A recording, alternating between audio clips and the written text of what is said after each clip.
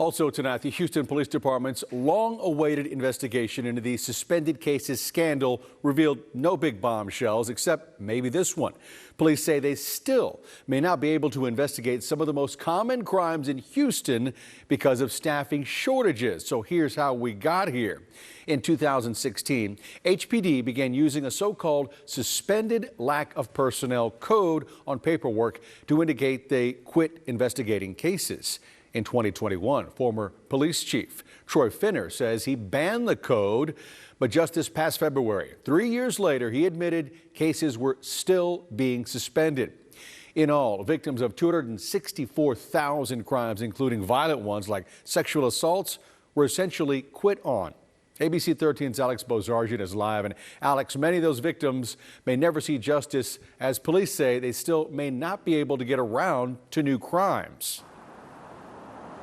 Eric, it all boils down to staffing issues. It's the victims of these lower level type property crimes that may not get so much as a follow-up call from investigators. The acting chief in 2014 put it this way: if you have a trash can stolen out of your garage, but there's no evidence, no witnesses, and no leads to follow up on, then a detective won't be assigned.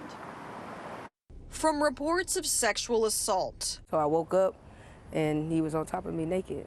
To homicide. See him the way they left him on the streets. Houston Police's suspended cases scandal has left behind a trail of forgotten victims and their families. Chelsea Watkins filed a report with HPD in 2023 after she says a man stuck his hand into her pants. It really does just feel like they took my file, held it open for 9 days, and then threw it in the trash. HPD revealed in February that more than 250,000 cases filed by victims like Watkins were suspended because of inadequate staffing. The cases were labeled with suspended lack of personnel, a code created in 2016.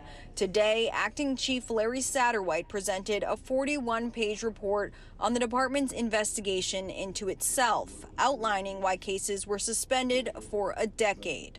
There were no guardrails or parameters. I think there was an expectation that surely you would never use it for certain cases. We now know that out of those hundreds of thousands of cases pushed aside, there have only been charges filed in less than 2% of those suspended cases. And in some cases, it's too late. The statute of limitations has run out or evidence is forever gone. We are still going through cases, especially property crime, and other cases, and it's just going to take time. Satterwhite says they pulled officers from other divisions to help reopen cases, all while admitting HPD still has a major staffing issue. Mayor John Whitmire pushed a budget that will add 200 officers to the force. Top police brass and the union say they need 2,000. We don't have enough to do all crimes. Satterwhite admitting that if someone breaks into your home or your car is stolen, it may never be investigated.